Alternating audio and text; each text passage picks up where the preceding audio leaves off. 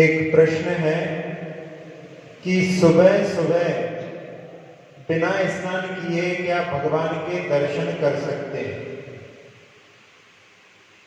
जहां से बिना स्नान के भी दर्शन भगवान के भी हो सकते हैं, तो दर्शन करने में बाधा नहीं। जैसे मानस स्तंभ के दर्शन बिना स्नान के आप बाहर से कर सकते हैं। कहीं कहीं ऐसे जिनालय भी रहते हैं कि जहां पर भगवान का मुख मंदिर के बाहर से ही दिख जाता है, तो उस प्रकार से भगवान के दर्शन करने में बाधा नहीं। बल्कि एक जिन मुखावलोकन नाम का व्रत भी होता है। जिन मुखावलोकन व्रत के बारे में कि प्रातः काल में उठ करके सबसे पहला मुख भगवान का ही देखने का कहा है। भगवान का मुख सबसे पहले उठ करके देखना है। एक प्रश्न है कि सुबह सुबह बिना स्नान किए क्या भगवान के दर्शन कर सकते हैं? जहां से बिना स्नान के भी दर्शन भगवान के भी हो सकते हैं, तो दर्शन करने में बाधा नहीं। जैसे मानस स्तंभ के दर्शन बिना स्नान के आप बाहर से कर सकते हैं। कहीं कहीं ऐसे जिनालय भी रहते हैं कि जहां पर भगवान का मुख मंदिर के बाहर से ही दिख जाता है, तो उस प्रकार से भगवान के दर्शन करने में बाधा नहीं। बल्कि एक जिन मुखावलोकन नाम का व्रत भी होता है। जिन मुखावलोकन व्रत के बारे में कि प्रातः काल में उठ करके सबसे पहला मुख भगवान का ही देखने का कहा है। भगवान का मुख सबसे पहले उठ करके देखना है। भगवान के मुख देख करके ही अपना जो है दिन प्रारंभ करने के लिए कहा है। तो इस जिनमुखावलोकन व्रत का पालन करने के लिए कई ऐसे ब्रह्मचारी भी हैं जो प्रतिदिन जब अपने आश्रम आदि में उठते हैं, भले ही 2 बजे उठे 3 बजे उठे, सबसे पहले जाकर के भगवान के मुख को देखते हैं और उसके बाद में अपना कोई कार्य प्रारंभ करते हैं। कई बार लोग प्रश्न करते हैं कि महाराज जी हमारा घर तो बहुत दूर है, तो हम जिन मंदिर देख करके उस नियम को पूर्ण कर सकते हैं क्या? नहीं, जिन मंदिर को देख करके भी आप एक नव देवता में एक देवता के दर्शन करके उस नियम को तो नहीं, लेकिन दूसरे तरह से उस नियम का पालन कर सकते हैं। लेकिन जो जिन मुखावलोकन व्रत है वो तो जैन भगवान की प्रतिमा के मुख के दर्शन करने से ही होता है। तो उसके लिए जहां से भगवान के दर्शन बिना स्नान किए हो सकते हैं वो कर सकते हैं। तो उसमें कैसे करेंगे? जो लोग मंदिर के आसपास रहते हैं वो प्रातः काल उठ करके किसी का मुख न देख करके सीधे घर से निकल करके नीचे देखते हुए जाएं और जाकर के भगवान के मुख का दर्शन करें। तो वो जिन मुखावलोकन व्रत होता है, तो बिना स्नान किए भी सुबह सुबह भगवान के दर्शन करने में कोई बाधा नहीं। एक बार एक लड़का मिला था, उसने कहा कि महाराज जी हम लोग श्रवणबेलगोला में इंजीनियरिंग कॉलेज में पढ़ते हैं और वहां पर हमारे छात्रावास से भगवान बाहुबली भगवान का मुख साफ साफ दिखाई देता है। कहीं से भी छत से अपने कमरे से भी देखें तो वहां भगवान का मुख दिखाई दे जाता है। तो ऐसी जगह पर रहने वाले तो बड़े भाग्यशाली हैं ही। और जो लोग इस नियम का पालन करते हैं, वैसे तो 1 महीने का बताया है भाद्रपद में, लेकिन यदि प्रतिदिन इसका पालन करना चाहें तो इसमें कोई बाधा नहीं है। उस मुख व्रत के बारे में बताया है कि एकासन के साथ में, उपवास के साथ में और तीनों संध्या काल में एक नमोकार मंत्र की माला फेर करके उस नियम का पालन किया जा सकता है। अब एक प्रश्न है कि समूह शरण में कौन कौन जा सकता है? समूह शरण में वैसे नरक गति के जीवों को छोड़ करके संगी पंचेंद्रीय जीव तीनों गतियों वाले जा सकते हैं। लेकिन उनमें भी कुछ ऐसे जीव हैं जलचर जीव तो जल के बिना अपने जीवन को बचाने में संभव नहीं हो पाते, उनका जीवन जल के बिना संभव नहीं है। वो जीव समूह शरण में जाने में समर्थ नहीं होते क्योंकि उनके जाने के लिए रास्ता ही नहीं है। और जहां समूह शरण होता है वहां पर 12 सभाएं होती हैं। उन 12 सभाओं में 4 प्रकार के देव होते हैं 4 प्रकार की उन देवों की देवियां होती हैं और एक कोठे में सारे गणधर आदि श्रमण रहते हैं, एक कोठे में आरिकाओं के साथ में सारी साविकाएं रहती हैं, एक में श्रावक रहते हैं और एक में तिरेंच रहते हैं। ऐसे 12 कोठों से युक्त समोषण होता है। उसमें 3 निकाय के अनेक में तिरेंच भी आते हैं, मनुष्य भी हो गए और देव भी हो गए, ऐसे 3 जो है गति के जीव वहां पर रहते हैं। एक प्रश्न है कि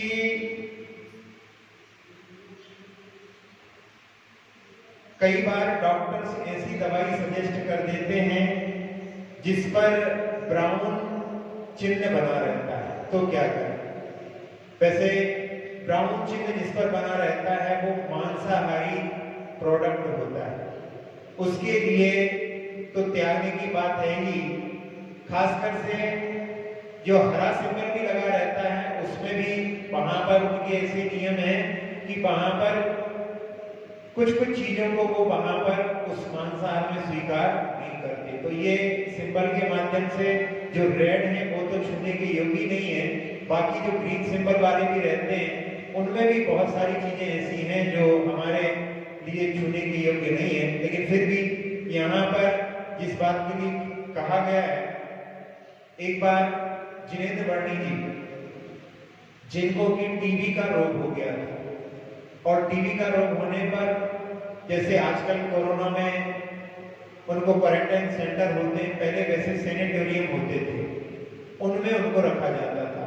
जहां पर वर्णी जी को रखा गया था वो महाराष्ट्र में कोई सैनिटोरियम था, वहां पर 2 जैन थे, वर्णी जी थे और एक सुरेंद्र नगर गुजरात का एक गुजराती जैन था, 2 व्यक्ति और थे, 4 लोग वहां पर टीबी के मरीज थे। तो डॉक्टर्स ने कहा कि आपको मांसाहार स्वीकार करना पड़ेगा, नहीं तो आप बचेंगे नहीं। बार बार वो डॉक्टर बोलते थे, उन्होंने कहा भाई हम शाकाहारी यानी जीवन बचाने के लिए यदि आप मांसाहार स्वीकार नहीं करेंगे तो आपकी मृत्यु जल्दी हो जाएगी। उन्होंने कहा कि डॉक्टर साहब आप ये लिख कर दे दें कि जो मांसाहार करते हैं वो कभी भी मरण को प्राप्त नहीं होते। मैंने भैया ऐसा कौन संसार में अमर होकर के आया है? मरना तो सबको है, तो जब मरना सबको है तो क्यों हम अपने शाकाहार को छोड़ें? तो उन्होंने कहा कि यदि आप मांसाहार स्वीकार नहीं, मांसाहार को छोड़े, मैंने शाकाहार को छोड़ करके मांसाहार को स्वीकार करें, तो उस समय में उन डॉक्टर्स ने कहा कि यदि आप नहीं लेंगे तो हम आपको दवाई के रूप में जो है मांसाहार दे देंगे। तो उस समय वर्णी जी ने कहा कि हम आपसे अब कोई दवाई ही स्वीकार नहीं करेंगे, हम बाहर से दवाई लेकर के और जो पैकेट बंद आएगी उसी को लेंगे और कोई दवाई स्वीकार नहीं करेंगे। और जिन लोगों ने मांसाहार स्वीकार कर लिया था उसके बाद में भी वहां पर 4 लोगों में दोनों शाकाहारी तो बचे रहे, दोनों मांसाहारी मरण को प्राप्त हो गए। तो ऐसी यदि निष्ठा हो शाकाहार के प्रति तो वहां पर जो इस प्रकार के अतिशय भी देखने के लिए मिलते हैं। गांधी जी की पत्नी जो कस्तूरबा थी वो एक बार दक्षिण अफ्रीका में बीमार पड़ी, डॉक्टर को दिखाया, उन्होंने उनके लिए मांसाहार सजेस्ट किया। उन्होंने गांधी जी से पूछा तो गांधी जी ने कहा कि मैं तो शाकाहारी हूं लेकिन मैं किसी दूसरे पर नहीं थोपता हूं, मेरी पत्नी चाहे तो स्वीकार कर सकती है। पत्नी ने कहा कि नहीं, हमने भी शाकाहार के संस्कार देखे हैं और मैं भी जो है मांसाहार स्वीकार नहीं करूंगा। तो उस समय उनके लिए डॉक्टर ने कहा कि आपका फिर मैं ट्रीटमेंट नहीं करूंगा क्योंकि आप मरण को प्राप्त हो जाएंगे तो मेरी रेपुटेशन खराब हो जाएगी। तो उन्होंने कुछ नियमों का पालन करके, नमक आदि का त्याग करके और अपने घर में ही उपचार किया और वो स्वस्थता को प्राप्त हुई। तो ऐसी दृढ़ता के साथ में जहां पर कोई लाल या ब्राउन ऐसा सिंबल बना रहता है उसको अपने को स्वीकार नहीं करना चाहिए। अब क्या नरक और स्वर्ग भी होते हैं? देखने में तो नहीं आते, लोग कहते हैं कि नरक और स्वर्ग केवल कल्पना मात्र है। ऐसा नहीं है, क्योंकि संसार में ऐसी बहुत सी चीजें हैं, बहुत सी जगह हैं जिनके बारे में हम जानते नहीं है लेकिन वो वहां पर अवस्थित है। जैसे कोई व्यक्ति ने अमेरिका को नहीं देखा है तो अमेरिका किसी ने देखा है। ऐसा जीवन कहें कि बहुत सारी चीजों में एक बर्मुडा ट्रायंगल का भी नाम है। एक बर्मुडा ट्रायंगल एक ऐसी जगह है जहां पर बड़े बड़े जहाज जाने के बाद में भी गुम हो जाते हैं। तो आज भी विज्ञान की जगत में ऐसी बहुत सी जगह हैं जिसके बारे में सही पूरी तरह से जानकारी नहीं है, इसलिए स्वर्ग और नरक भी होते हैं। इनके ऊपर भी जो आस्थावान होता है वो विश्वास करता है, क्योंकि जो अच्छे कार्य करने वाले लोग रहते हैं उनके लिए स्वर्गीय शब्द का प्रयोग किया जाता है, और जो पापों में लिप्त रहते हैं, व्यसनी रहते हैं, उनके लिए कि इनका जीवन जो है आगामी जीवन नरक में बीतेगा, ऐसी धारणा परंपरा चलती है। एक कथानक के माध्यम से एक बार एक राजा ने प्रश्न किया एक आचार्य महाराज से कि स्वर्ग नरक होते हैं, इसका क्या प्रमाण है? तो उन्होंने कहा कि आपके जो दादाजी थे वो सातों व्यसनों में लिप्त थे कि नहीं? उसने कहा हाँ, सातों व्यसनों में लिप्त थे। तो तुम्हारी दृष्टि से उनको कहाँ जाना चाहिए? तो कहता है कि संसार में तो यही कहा जाता है कि जो व्यसनी होता है वो नरक में जाता है। फिर राजन कहते हैं कि महाराज, जब मेरे दादाजी नरक में गए हैं तो वो मुझे आकर के क्यों नहीं समझाते कि तुम व्यसनों में लिप्त मत रहो? तब उस समय में आचार्य महाराज कहते हैं कि यदि कोई व्यक्ति तुम्हारी रानी के साथ में दुर्व्यवहार करे तो तुम उसके लिए कौन सा दंड दोगे? तो वहां पर राजन कहता है कि उसके लिए बिना संकोच के मैं मृत्यु दंड दूंगा। और यदि वो व्यक्ति कहे कि मुझे थोड़ी सी मोहलत दे दो, मैं अपने घर वालों को बताया हूं कि ये रानी के साथ में मैंने जो ऐसा व्यवहार किया इसके कारण में मुझे मृत्यु दंड मिला है, तो मैं ऐसे कार्य को नहीं करना, तो क्या तुम उस व्यक्ति को छोड़ दोगे? बोले कतई नहीं, मैं उसको कहीं नहीं जाने दूंगा। तब महाराज ने कहा कि ऐसा ही होता है, नरक में जो जीव जाते हैं फिर वो वहां से आकर के किसी के लिए बता नहीं सकते कि तुम यहाँ पर जो सात व्यसन कर रहे हो इनको मत करो, उनके कारण में मुझे नरक प्राप्त हुआ है। फिर वो कहता है कि मेरी जो दादी थी वो बड़ी धार्मिक थी, हमेशा पूजा पाठ, व्रत उपवास, संयम, नियम से जो है अपना जीवन व्यतीत करती थी, तो आपकी दृष्टि से तो उसको स्वर्ग जाना चाहिए। तो वहां पर वो कहते हैं महाराज कि बिल्कुल ठीक कहा तुमने कि वो स्वर्ग गई है। तो कहने जब वो स्वर्ग गई है तो वो आकर के मुझे क्यों नहीं बताती कि तुम व्यसनों में लिप्त मत रहो, व्रत नियम संयम का पालन करो यदि स्वर्ग जाना चाहते हो? तो उस समय आचार्य महाराज कहते हैं कि स्वर्ग में जब जीव जाता है तो जिस जगह पर जाता है वहीं पर वो रम जाता है, वहीं पर उसका परिवार बन जाता है। और स्वर्ग में रहने वाले जीव अपने आप को बड़ा अच्छा मानते हैं, पृथ्वी पर रहने वाले मर्द लोग के जीवों को वो अच्छा नहीं समझते। तो वो यहाँ पर आकर के किसी को जो है संबोधन नहीं करते। बात समझ में नहीं आती राजन के लिए, तो राजन से कहते हैं कि आपके राजमहल में किसी ने जो काम करने वाला है, सफाई करने वाला है, पूरे राजमहल को झाड़ करके और एक बड़े टोकरे में जिसने सारे कचरे को इकट्ठा करके रखा है, आप वहां से तैयार होकर के निकल रहे थे और वो बड़ा टोकना उससे उठ नहीं रहा था। तो उसने कहा कि राजन थोड़ा सा हाथ लगा दो, तो क्या आप उसको हाथ से छूएंगे? उस समय राजन कह देते हैं कि मैं उसको किसी भी कीमत पर छूने के लिए तैयार नहीं हूं। तब उन्होंने कहा कि जो व्यसनों में लिप्त रहते हैं उनके लिए भी स्वर्ग के देव इसी प्रकार से समझते हैं, वो उनके लिए आकर के अपना समय को बर्बाद नहीं करना चाहिए। तो ऐसे जब वहां पर राजन के लिए समझाया तो वहां स्वर्ग भी होता है, नरक भी होता है, उसके लिए दृष्टि प्राप्त हुई, उसने व्यसनों को छोड़ दिया। तो ऐसे स्वर्ग और नरक होते हैं, इन पर भी आस्था के साथ में विश्वास करना चाहिए। एक चारवाक मत होता है जो इस पर विश्वास करता है कि जो कुछ दिखाई देता है बस वही है, इसके अलावा कोई अन्य जगत नहीं है। एक जीवन है, पुनर्जन्म पर भी विश्वास नहीं करता, लेकिन जो पुनर्जन्म पर विश्वास करते हैं उनके मतों के अनुसार नरक भी होते हैं और स्वर्ग भी होते हैं। अब एक प्रश्न है कि ऐसा सुनते हैं कि जो जो देखी वीतराग ने सो सो होसी पीरा रे, अनहोनी कहो न होसी, काहे होत अधीरा रे। इसका मतलब है कि सब कुछ निश्चित है, तो फिर हमारा पुरुषार्थ क्या कर सकता है। ये एकांत धारणा है कि जो कुछ होना है वो निश्चित है। जब कोई घटना घट जाती है भूतकाल में, तो उस समय में कई बार ऐसा रहता है कि यदि मैं वहां पर होता तो मैं उनको बचाने के लिए प्रयास करता, वो बच जाते, तब उस समय में उसको समझाने के लिए कहा जाता है कि भैया जो कुछ होना था वो निश्चितता हो गया। भूतकाल के लिए क्षोभ ना करो, शोक ना करो, इसलिए इसको इस प्रकार से समझाया जाता है। लेकिन भगवान की वाणी में कहीं भी ऐसा उपदेश नहीं है कि हाथ पर हाथ रख करके बैठ जाओ, जो कुछ आगे घटित होने वाला होगा वो बिल्कुल वैसा ही घटित होगा। बल्कि भगवान की वाणी में तो उपदेश ऐसा दिया गया है कि पुरुषार्थ भी करना चाहिए। पुरुषार्थ की भी एक सीमा होती है, ये बात अलग है। आचार्य वासुकुज भगवान की स्तुति में बाह्य तरोपाधि समग्र थे, यानी बाह्य कारण भी होते हैं और अंतरंग कारण भी होता है। तो बाह्य कारण अंतरंग कारण दोनों के मिलने से ही कार्य होता है। इसी प्रकार से भाग्य यानी जो कि पहले किए हुआ अपना पुरुषार्थ है वही भाग्य के रूप में आता है, और वर्तमान का पुरुषार्थ दोनों मिलकर के ही कार्य होते हैं। एक राजन के लिए बताया गया कि तुम्हारी मृत्यु 7वें दिन वज्र गिरने से होगी, यानी बिजली के माध्यम से तुम्हारा मरण हो जाएगा।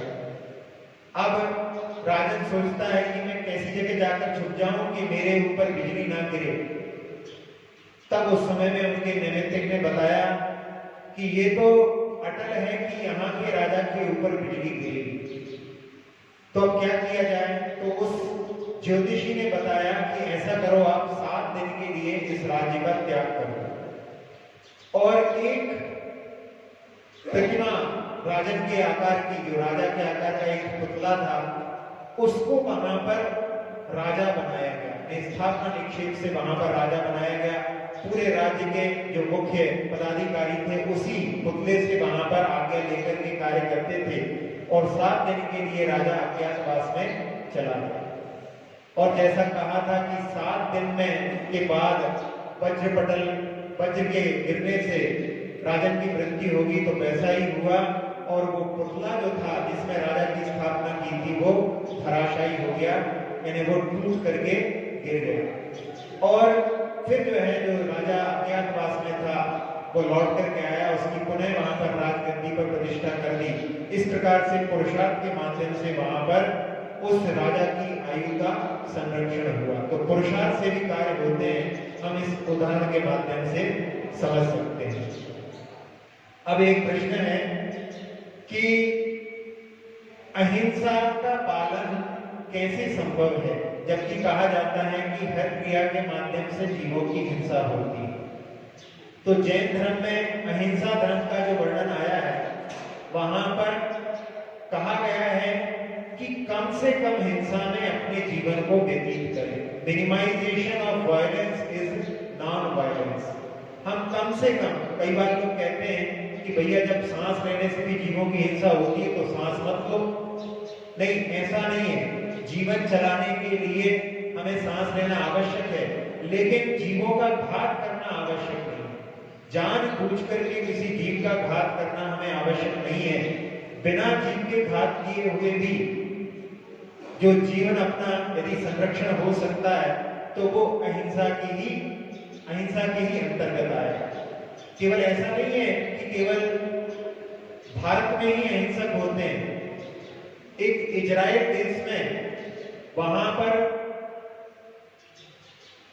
1950 के आसपास में वहां पर कुछ लोग ऐसे हुए कि जिनको मांसाहार पसंद नहीं था, और उन्होंने मिलकर के एक ऐसा ग्रुप बनाया कि एक ऐसी जगह पर जाकर के पहाड़ी पर रहने लगे। वो किसी जीव का वध नहीं करते, केवल वनस्पति जो उगती हैं उन्हीं के माध्यम से अपना जीवन यापन करते। जहां पर सारे लोग मांसाहारी हों, उनके बीच में भी कुछ ऐसे लोग वहां पर निकल गए, और वो लोग साल भर में 1 महीने तक जो है शक्कर का उपयोग नहीं करते। कुछ दिनों के लिए नमक का भी त्याग करते हैं। तंबाकू आदि जितने भी जो रहते नशे वाली चीजें उनका प्रयोग नहीं करते। और यहाँ तक उनके मन में ऐसी धारणा कि गाय के दूध का प्रयोग भी वो नहीं करते। तो ऐसे भी लोग होते हैं कि जो अहिंसा का पालन करने के लिए कटिबद्ध हो जाते हैं। तो ये अहिंसा का पालन वास्तव में देखा जाए तो 4 प्रकार की हिंसा होती है। एक होती है औद्योगिक हिंसा, एक होती है आरंभी हिंसा। आरंभी हिंसा है घर के कार्य में, भोजन बनाने में, घर की झाड़ू आदि करने में जो हिंसा होती, कपड़े आदि धोने में, उसमें कम से कम में काम चलाना। फिर औद्योगिक हिंसा, ऐसा व्यापार करना जिसमें हिंसा कम से कम हो। फिर तीसरी होती है विरोधी हिंसा। विरोधी हिंसा यानी अपने धर्म की, अपने घर की जो रक्षा की जाती है, उसमें भी कोई लूटने के लिए आता है तो उससे सामने लड़ने के लिए भी तैयार होते हैं। उसमें जो हिंसा होती है वो विरोधी हिंसा कहलाती है। 3 प्रकार की हिंसा का त्याग श्रावक नहीं कर सकता। लेकिन संकल्पी हिंसा, जानबूझ करके किसी जीव को मारने का प्रयास श्रावक नहीं करता है। बस संकल्पी हिंसा का ही त्याग श्रावक के लिए कराया जाता है। तो अहिंसा का पालन, इन 3 प्रकार की जो हिंसा अपरिहार्य है उनसे आप बच नहीं सकते, लेकिन कम से कम जानबूझकर किसी जीव का ना मारे, वो भी अपने यहाँ पर अहिंसा व्रत के रूप में माना जाता है। यदि उसमें संकल्प पूर्वक इसको नियम को लेते हैं तो अहिंसा व्रत के अंतर्गत आ जाता है। अब एक प्रश्न है कि रात्रि भोजन का त्याग क्यों करना चाहिए। पहले भी कल भी इसके बारे में बात आई थी कि रात्रि भोजन का त्याग इसलिए आवश्यक है क्योंकि रात्रि के समय में जो भोजन को पचाने वाले ऑर्गन्स रहते हैं उनका जो है वहां पर कार्य मंद हो जाता है। जैसे फूल होते हैं दिन में खिलते हैं, कुछ रात में खिलने वाले होते हैं, बात अलग है, लेकिन दिन में खिलने वाले फूल दिन में खिलते हैं और रात में बंद हो जाते हैं। ऐसे ही अपने शरीर के कुछ ऑर्गन्स जो कि भोजन पचाने का कार्य करते हैं वो रात्रि के समय में मंद पड़ जाते हैं। तो रात्रि में किया हुआ भोजन पचता नहीं है, वो वहां पर सड़ता है और हमारे शरीर के लिए विष आदि उत्पन्न करके और पीड़ित करता है, बीमार बनाता है। इसलिए रात्रि में भोजन नहीं करना चाहिए। और साथ ही साथ में रात्रि में जब सूर्य अस्त होने के बाद में अल्ट्रावायलेट रेज का अभाव हो जाता है तो बहुत सारे कीड़े मकोड़े भी देखने में आने लगते हैं। आप देखेंगे जैसे ही अंधेरा होता है जो छिपकली आदि होती है वो सब एक्टिव हो जाती है, क्योंकि इनको मालूम है कि अब हमारी भोजन सामग्री अब हमको उपलब्ध होगी। तो वो भोजन सामग्री उनकी जो है वो भोजन के ऊपर भी गिरती है और उसके कारण में कई प्रकार के रोग भी उत्पन्न हो जाते हैं। इसलिए रात्रि में भोजन का त्याग अवश्य करना चाहिए। एक बार एक महिला एक दूसरी महिला से कह रही थी कि ये जैन लोग बड़े अच्छे हैं। तो उसने पूछा क्यों अच्छे हैं? बोले ये लोग दिन में भोजन बनाते हैं, दिन में भोजन करते हैं, इसलिए बड़े अच्छे हैं। तो उसने कहा कि तुम्हें क्या परेशानी है रात में? पहले जमाने की बात है। वो कहती है कि रात में हम भोजन बनाते हैं, उस समय में लाइट की कटौती भी बहुत होती है, तो रात में लाइट चली जाती तो अपन लोग परेशान होते हैं।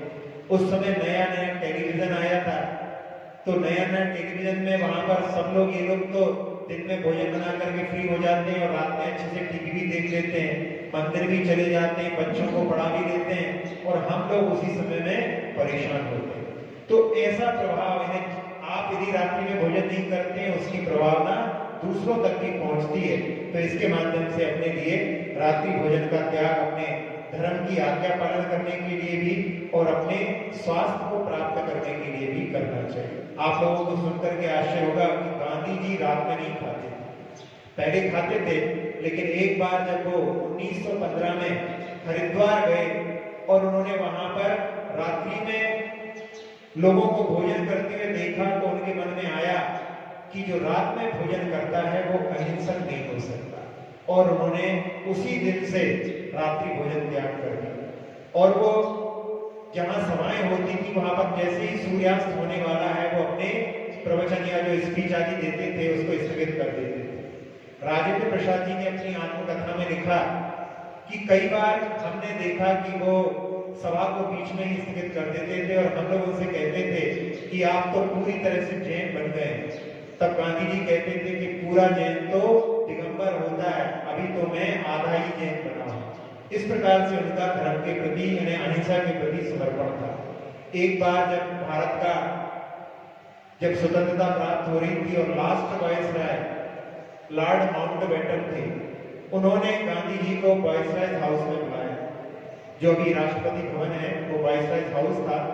उसमें उनकी चर्चा चल रही थी गांधी जी के साथ। चर्चा होते होते शाम के भोजन का समय हो गया, तो उन्होंने कहा कि अब हम जा रहे हैं, हमारे भोजन का समय हो गया। तो लॉर्ड माउंटबेटन ने कहा कि आप यही भोजन कर लें। उन्होंने कहा कि नहीं, हमारा भोजन अलग है। तो उन्होंने कहा ऐसा करिए, आप अपना भोजन यहीं बुलवा लीजिए। तो उन्होंने अपने सेवक आदि के माध्यम से भोजन वहीं बुलवा लिया और गांधी जी भोजन कर रहे हैं और लॉर्ड माउंटबेटन उनसे चर्चा कर रहा है। सोचिए कितनी निष्ठा होगी। अपन लोग तो घर के नीचे दुकान होती है और कहते हैं कि वो हमसे जो है रात्रि भोजन छूटता नहीं है। यदि हम संकल्प करें, प्रयास करें, तो हम रात्रि भोजन पर भी, जिसमें के माध्यम से हमारे शरीर की भी क्षति होती है, उसको भी त्याग करने में समर्थ हो सकते हैं। एक बात होती है कि हम कर नहीं सकते और एक होती है हम कर नहीं पाते और तीसरी होती है हम करना नहीं चाहते। जो करना नहीं चाहते हैं उनके लिए अपने मन में एक चाह उत्पन्न करना चाहिए कि हमको रात्रि का भोजन त्याग करना है। और उसमें सबसे बड़ा कारण क्या होता है रात्रि भोजन का? ब्रेकफास्ट। आप यदि ब्रेकफास्ट सुबह हैवी कर लें तो आपका लंच जो है डिले हो जाएगा और जब लंच डिले हो जाएगा तो फिर शाम को भोजन ना करके आप रात में भोजन करेंगे। एक समय में बहुत पुरानी बात है कि इंग्लैंड में एक सिटी है मैनचेस्टर, वहां पर उन्होंने एक एसोसिएशन बनवाई थी, जबकि जैन धर्म से इसका कोई संबंध नहीं था, लेकिन वहां पर एक एसोसिएशन का नाम था नो ब्रेकफास्ट एसोसिएशन, यानी हम ब्रेकफास्ट नहीं करेंगे क्योंकि ब्रेकफास्ट के कारण में हमको रात में खाना पड़ता है। वहां पर रात में खाने का केवल यही था कि रात में खाने से स्वास्थ्य ठीक नहीं रहता है, इसलिए हम ब्रेकफास्ट नहीं करेंगे तो लंच जल्दी करेंगे और लंच जल्दी करेंगे तो फिर हमारा शाम का भी भोजन जल्दी हो जाएगा। जैन दर्शन में जो अंथव शब्द आता है वो अंथव शब्द भी बड़ा प्राचीन है। आचार्य कुंद महाराज ने इसको रेणसार में प्रयोग किया है। शब्द जो होते हैं उनके अर्थ भी होते हैं। अंथव का अपने को अर्थ नहीं मालूम है, लेकिन अपन उसकी व्याख्या करें तो सूर्य अस्त होने के पहले जो भोजन किया जाता है वो कहलाता है अनस्त मित भोजन।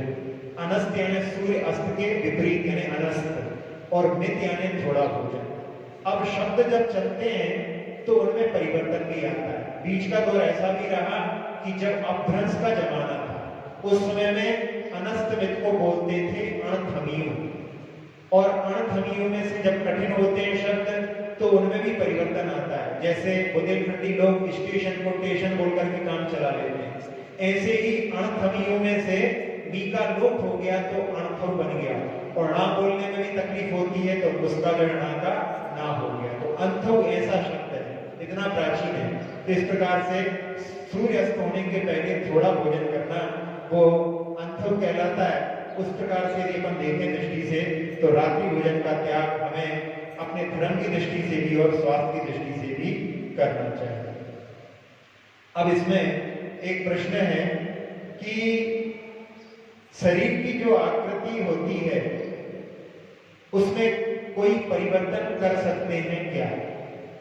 अपने यहाँ 6 प्रकार के संस्थान बताए हैं।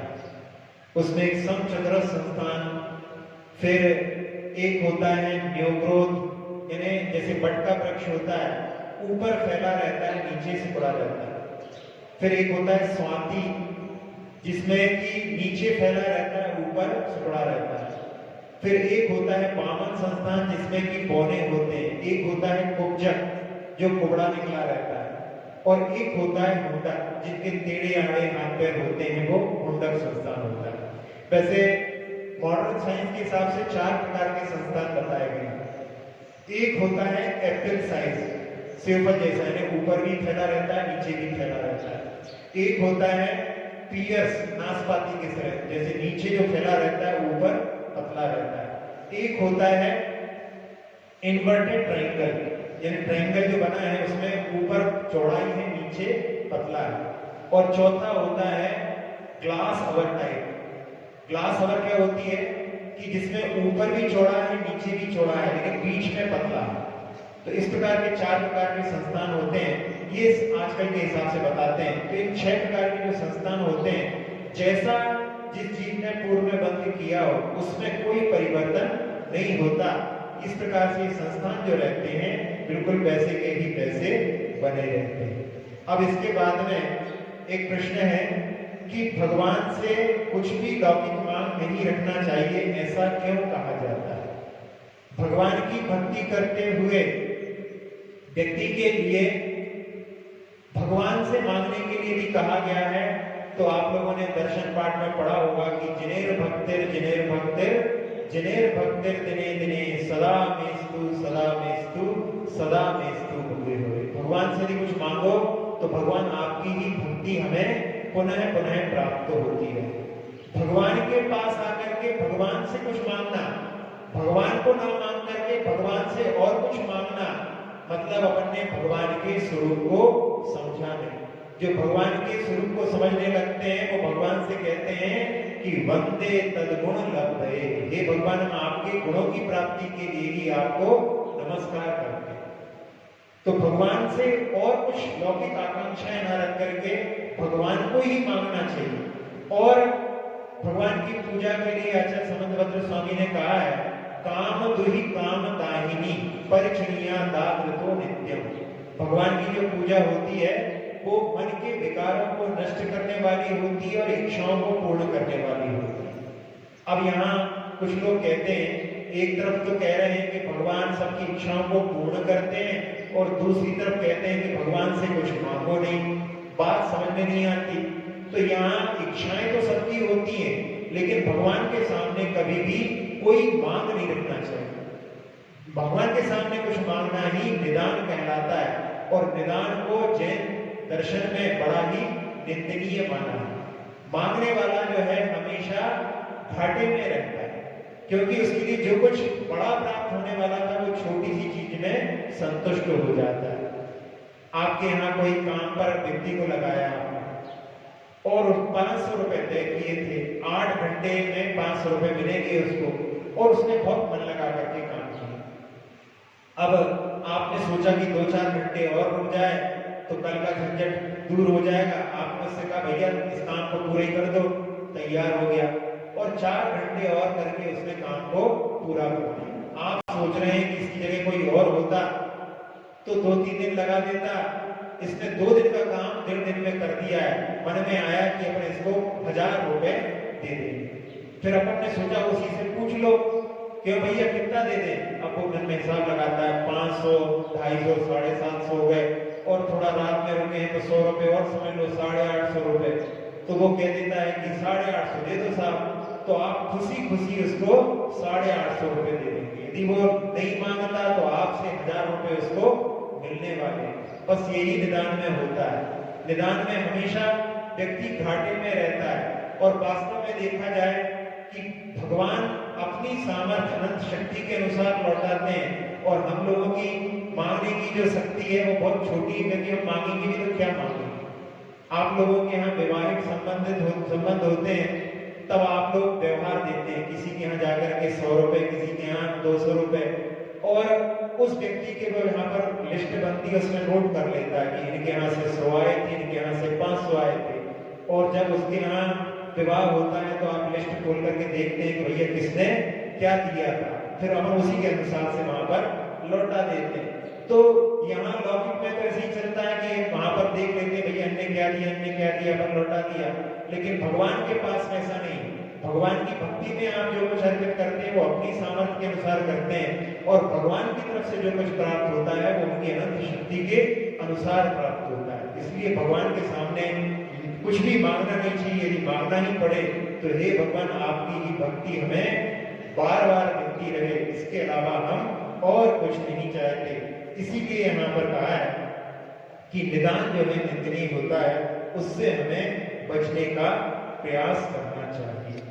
अब यहाँ एक प्रश्न है कि घर में कोई कमी नहीं है पर दूसरों को देख करके कलह से कैसे बचें। आजकल सबसे ज्यादा व्यक्ति दुखी यदि है तो अपने दुख से नहीं, वो दूसरों के सुखों को देख करके दुखी।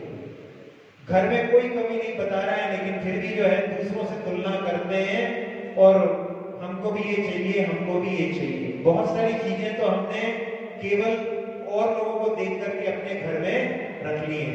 एक पहले चलता था सेंटेंस कि आवश्यकता आविष्कार की जननी है, लेकिन आजकल उल्टा हो गया।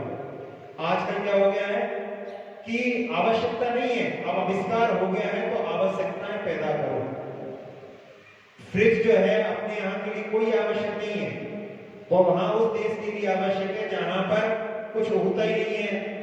सप्ताह में एक दिन जो है बाहर से सामान आता है, भैया खरीद करके भर लो। अब यहाँ पर रोज जो है मार्केट में सामान आता है, फिर भी घर में फ्रिज तो होना ही चाहिए। तो ऐसी जो है स्थिति रहती है दूसरों को देख करके कि भैया उनके घर में है, हमारे घर में नहीं है, तो लोग क्या कहेंगे। दूसरों से तुलनात्मक जीवन ही सबसे ज्यादा दुखी करने वाला है। व्यक्ति बचपन से ही तुलनात्मक जीवन जीने का जो है प्रयास प्रारंभ कर देता है। घर में छोटे छोटे बच्चों में भी तुलना चालू हो जाती है। ये तो 8 महीने में हुआ था, ये तो 8.5 महीने का हुआ, ऐसा करके कितने वजन का था, कितने दिन में चला, कितने दिन में बोला, ये सब चीजों में ये तो आपस में तुलना प्रारंभ हो जाती है। फिर बाद में बच्चे को अपन पढ़ने भेजते हैं तो वहां पर भी एक दूसरे से आगे निकलने का सिखा देते हैं। बस वो यही देखता रहता है दूसरा हमसे आगे ना निकले, यानी दूसरा यदि आगे निकल गया तो उसके लिए दुख का जो है कारण बन जाता है। एक व्यक्ति से मिला, पहले भी मिला था, पहले बड़े खुश थे, लेकिन इस बार जब मिला तो बड़े दुखी थे। पूछा क्या हो गया, तो कहा कि भाई पहले इस नगर में हमारी हवेली सबसे ऊंची थी, अब हमारी हवेली ऊंची नहीं रह गई, हमसे भी कोई ऊंची हवेली बन गई, अब इसलिए जो है वो व्यक्ति दुखी। तो ऐसा जो दुख होता है यदि दूसरों को देख करके यदि व्यक्ति तुलनात्मक वहां पर यदि सोचेगा तो वो दुखी होगा। और उससे बचने का यही है कि दूसरों से तुलना करके अपने लिए जो आवश्यकता है उस पर यदि ध्यान दें तो हम सुखी हो सकते हैं। एक बार एक जगह पर बहुत बड़ी छत ढलना थी। छत जब ढलना थी तो उसमें बहुत सारे मजदूरों को बुलाया गया, लेकिन उसको ऐसा लगा दोपहर के समय में कि इतने सारे मजदूर इस छत को पूरा नहीं कर पाएंगे, क्योंकि एक ही दिन में ढलना है, दूसरे दिन तक इंतजार नहीं कर सकते। तो उसने कुछ मजदूरों को दोपहर में भी बुला लिया और शाम के समय में अंधेरा होने के पहले ही फिर थोड़े से लोगों को बुलाया। वो लोग आए, हाथ लगाया और हाथ लगाते लगाते ही कार्य पूर्ण हो गया। जब पेमेंट की बात आई तो मालिक बड़ा खुश हुआ और उसने सबको जितना तय किया था उससे दुगना पेमेंट सबको दे दी। लेकिन उसके बाद भी जो सुबह से लगे हुए थे वो उखड़ने लगे, कहले ये तो नाइंसाफी है। कहले क्या नाइंसाफी है? अरे कहने लगे दोपहर को आए, कुछ काम किया उन्होंने, तो भी चलो ठीक है उनको दे दिया, लेकिन अभी अभी कुछ लोग आए थे उनको भी हमारे बराबर दिया जा रहा है। तो मालिक ने पूछा तुमको कम मिल रहा है? कहले नहीं हमको तो कम नहीं है, लेकिन इनको तो कुछ काम ही नहीं किया, इनको इतना ज्यादा क्यों दिया जा रहा है? अरे तुम्हें कम नहीं है तो तुम क्यों दुखी हो रहे हो? दूसरे को कितना दिया जा रहा है उसकी तुम चिंता क्यों कर रहे हो? बस यही जो है दुख का कारण है। दूसरों की ओर दृष्टि को हटा करके यदि हम अपनी ओर दृष्टि डालें तो उससे हम सुखी हो सकते हैं। अब इसी प्रश्न के माध्यम से हम यहाँ पर विराम लेते हैं। एक यहाँ पर कहा था कि ध्यान किस प्रकार करना चाहिए तथा ध्यान में मन किस प्रकार लगाना चाहिए जिससे कि मन भटके नहीं। आपने जो ध्यान की भूमिका के लिए यहाँ पर प्रश्न किया है कि अपन ध्यान करने के लिए कुछ ना कुछ आलम्बन लें। यदि अपने पास में आलम्बन रहेगा तो अपना मन इधर उधर नहीं भटकेगा। होता क्या है, हम अपने मन को छोड़ देते हैं और 24 घंटे वो जहां जहां गया है बस वहीं पर वो जाने लगता है। तो उसके लिए यदि कोई स्थान दे देंगे, जैसे हमने कोई चिंतन करने, जैसे हमने आपको कथानक के माध्यम से चिंतन किया, अपन इस प्रकार से मन को लगा लेंगे। जैसे सम्य शिखर की जो टोंके हैं उनके बारे में यदि अपन अपने लिए क्रम मालूम हो, अपन एक एक टोक पर जाकर के वहां पर 9 बार नमोकार मंत्र पढ़ें तो 2 मालाएं अपनी बिना किसी व्यवधान के, अपना मन इधर उधर नहीं जाएगा, अच्छी तरह से लग सकता है। तो मन को लगाने के लिए वहां पर कोई ना कोई आलम्बन की आवश्यकता है। जैसे आपसे कहा जाए कि आपके परदादा के बारे में ध्यान करो। अब कहोगे कि हमने उनका नाम नहीं मालूम, उनका हमें चेहरा नहीं मालूम, वो लंबे थे कि छोटे थे, वो दाढ़ी मूछे रखते थे कि क्लीन शेव रखते थे, टोपी पहनते थे कि पगड़ी पहनते थे, गोरे थे कि सांवले थे। जब कुछ जानकारी उनके बारे में नहीं है तो उनका ध्यान कैसे करें? तो ध्यान के लिए ज्ञान की आवश्यकता है। जिसका जितना अच्छा ज्ञान उतना अच्छा ध्यान कर सकता है। उस मन को अपने ज्ञान के क्षेत्र में लगा दें तो अपना मन इधर उधर नहीं जाएगा। इसीलिए आचार्य गुणभद्र महाराज ने आत्मानुशासन में लिखा है कि श्रुतस्कंधे धीमान रमयतो मनो मरकट अमो। ये अपना मन बंदर की तरह है, इसको एक श्रुत स्कंध यानी जिनवाणी का वृक्ष पर प्रदान कर दें तो फिर वो वहीं पर घूमेगा, इधर उधर नहीं भटकेगा। तो ऐसे भी अपन ध्यान के लिए कोई आलम्बन ले लें तो उसके माध्यम से अपना मन जो है ध्यान में लग सकता है। आज अपन जो है जल्दी जल्दी में पूरी 24 श्लोकों को जो क्रम से है देखने का प्रयास करेंगे। सबसे पहले अपन ओम का एक नाद करके और अपने मन को ध्यान की भूमिका में पहुंचाने का प्रयास करें। साथ साथ में एक ही बार में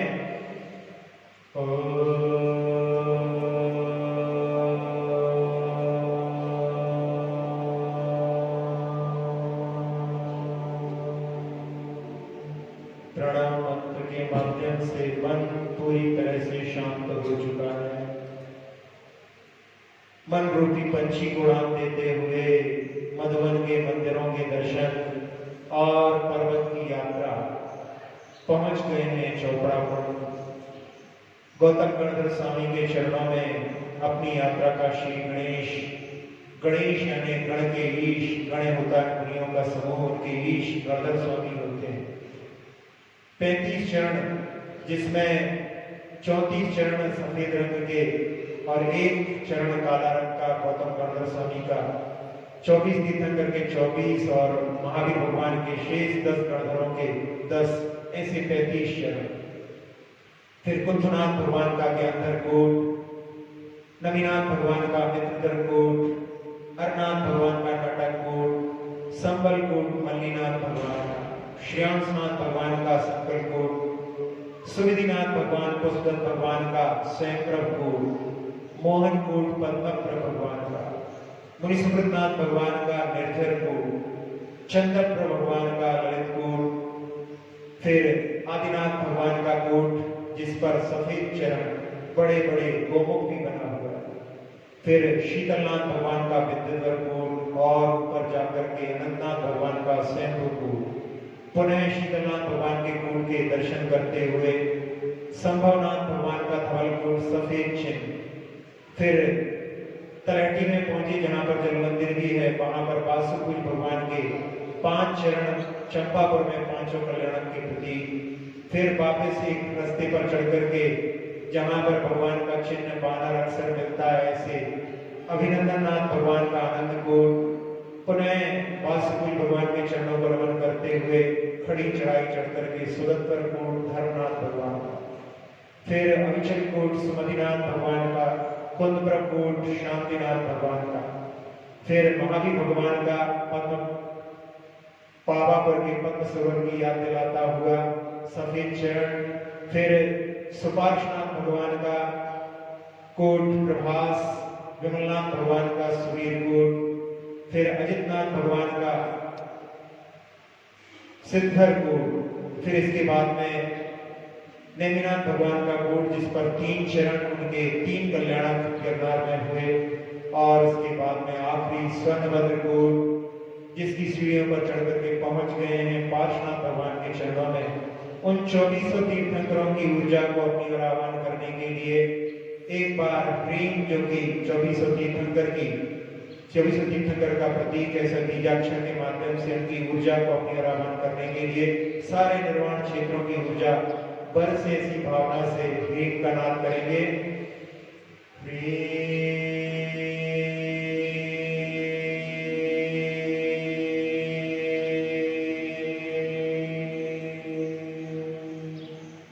चौबीसों तीर्थंकरों की ऊर्जा बरस रही है, उसने मस्तिष्क के सारे विकारों को दूर करके मन को शांति से भर दिया। नेत्रों को, नासिका को, मुख को, कर्ण को विकारों से रहित करते हुए पूरे मुख को चंद्रमा के समान चमका दिया।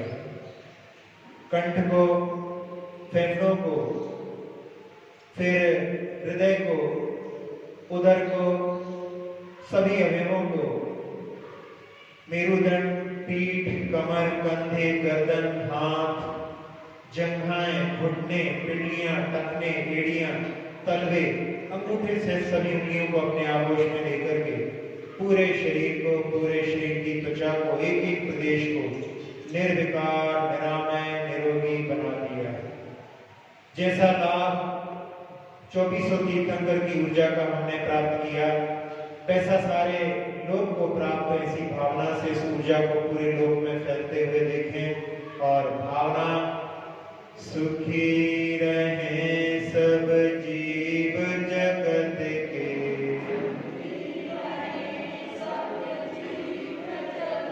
कोई कभी ना घबरावे, सुखी रहे सब जीव जगत के,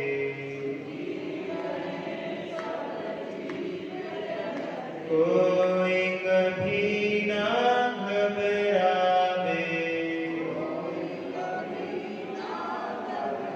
सुखी रहे सब जीव जगत के, कोई कभी ना घबरावे।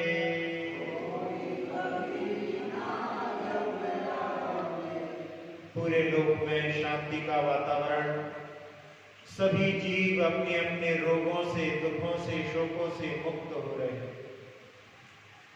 सभी जीव इस लोक के स्वरूप का चिंतन कर रहे हैं। ये लोक जिसमें 6 द्रव्य पाए जाते हैं, जहां ये शरीर पुद्गल में है, वहीं पर आत्म तत्व विद्यमान है।